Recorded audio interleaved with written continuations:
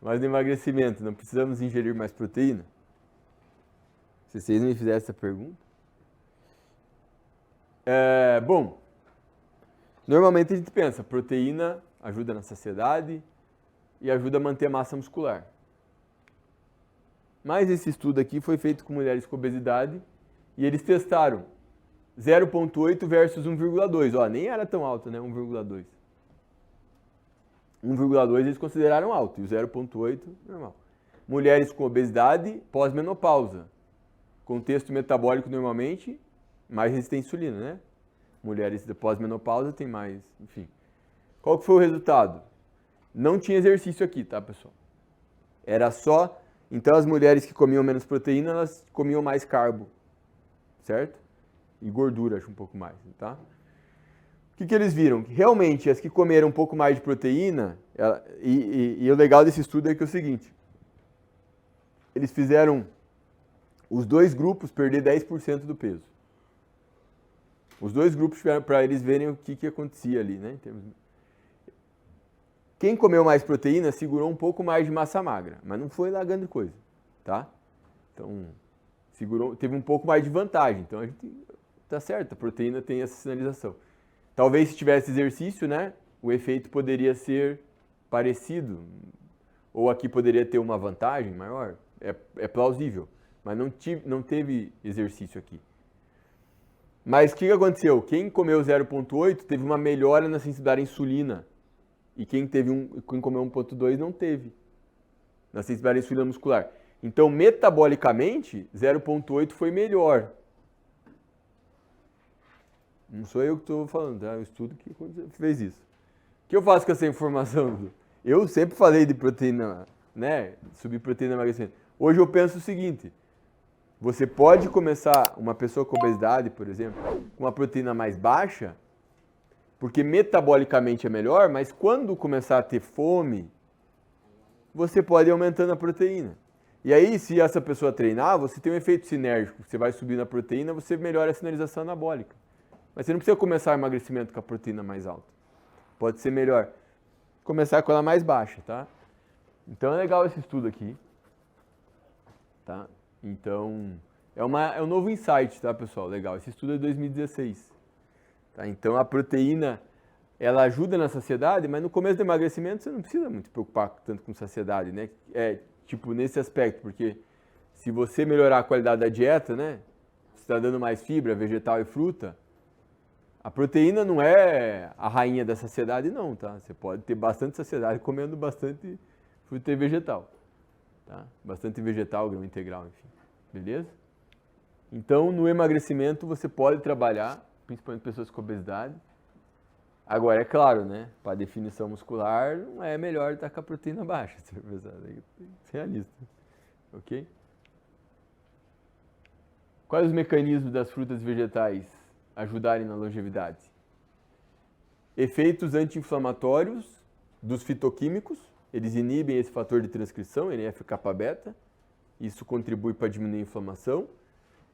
E o efeito antioxidante, porque os compostos fitoquímicos aumentam a sinalização dessa proteína NRF2, que aumenta a produção de enzimas antioxidantes. A gente sabe que comer mais frutas e vegetais reduz o risco de mortalidade, principalmente por doença cardiovascular e câncer, né? Comer mais frutas e vegetais contribui para aumentar a longevidade. Mas não é por um efeito de comer um dia, é de comer todo dia, tá? Então, o benefício das intervenções que visam longevidade, inclusive, talvez o benefício de restringir, de comer menos proteína, é de um efeito de longo prazo, tá? Se me perguntarem assim, Dudu, mas comer essa proteína mais baixa vai aumentar a longevidade em humano mesmo? Eu acredito que sim, pelos dados que tem, mas eu não posso falar para vocês que, né? Eu espero que isso ajude. Eu comi bastante proteína já o resto da vida.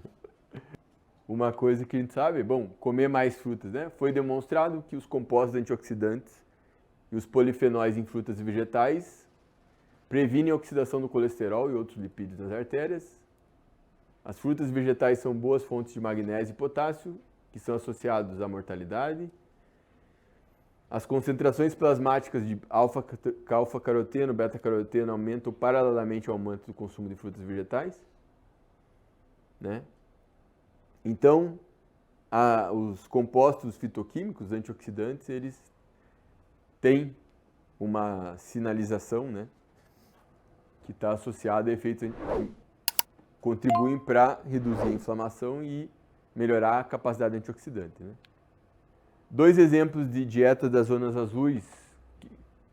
Né? As zonas azuis são aquelas regiões do mundo que foram estudadas por bastante tempo e nessas regiões você tem uma concentração maior de indivíduos longevos comparado a outros lugares do mundo.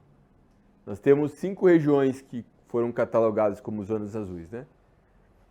Não necessariamente hoje são, por exemplo, Okinawa no Japão, que hoje não ela foi, porque hoje a galera lá, tipo, as pessoas mais jovens já estão seguindo a dieta estilo ocidental, né?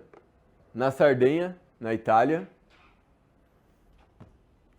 são lugares diferentes, bem distantes, né?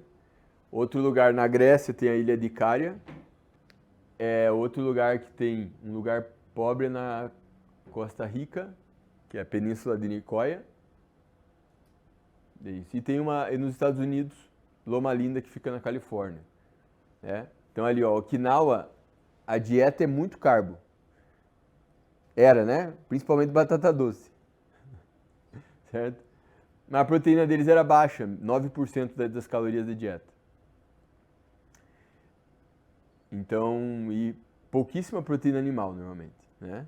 Vegetal, muita batata doce. Dieta com 80% de carbo, 9% de gordura, 10% de... Né? Uma dieta com mais, né? Dá para fazer uma dieta muito saudável com bastante gordura? A dieta mediterrânea tem uns 35%, às vezes 40% de gordura, que vem principalmente do azeite de oliva e das oleaginosas, né? A dieta da Sardenha já é bem diferente de Okinawa, né? Tem mais laticínio, mas é mais, acho que, leite de cabra aqui, né? Certo? E são dietas que na Sardenha a proteína chega a 15%, mas em outros lugares, como Okinawa, é 10%, enfim. Então, é uma proteína que fica perto do 0,8 lá, tá? Okinawa foi conhecida como a região que teve as mulheres mais longevas do mundo. E a Sardenha, os homens mais longevos do mundo. O índice de centenários lá é bem maior do que em outros lugares do mundo, né? Tem muito menos doenças crônicas, né? Mas, claro, não é só a nutrição, eles associam isso também ao estilo de vida. Essas comunidades, normalmente eles têm círculos sociais, né, fortalecidos. Eles fazem atividade física, mas não musculação, mas na Sardenha tem muita ladeira, então os velhinhos, né, sobem muita ladeira. E são regiões que também são... Veja, não necessariamente o que eles fazem é o melhor, mas é uma pista de que tem coisas ali que eles fazem que a gente deveria observar, né? Tá? Uma coisa curiosa, né? Os estudos em modelo animal que fazem restrição proteína, eles viram que a quantidade de proteína que maximiza a longevidade nos camundongos, que é uma proteína baixa, é mais ou menos a quantidade de proteína que é ingerida em Okinawa. 10% ali. Porque se você...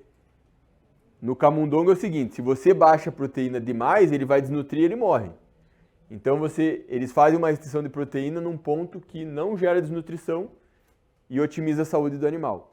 Mas eles observaram que existia uma relação com carboidrato, que quando a proteína era mais baixa e o carbo alto, que ficou bem parecido com o que o Okinawa faz, né? Tá? Mas se acredita que quando o indivíduo fica idoso, talvez seja melhor subir um pouco a proteína. Né? Mesmo que os velhinhos de Okinawa às vezes comam pouca proteína, talvez seria mais interessante comer um pouco mais, né? Porque quando a gente envelhece, a gente tem um aumento de resistência anabólica, a gente tem uma tendência a perder músculo mais fácil, mas o que acontece é que quando a pessoa é saudável ao longo da vida, mesmo com a proteína baixa, ela vai ficar mais resistente ali para, né, desenvolver sarcopenia. Esse é o ponto. A quantidade de proteína num cara de 80 anos ali podia ser mais alta, mas como ele levou uma vida inteira saudável, acaba que ele ainda fica protegido, né, de sarcopenia. Tá?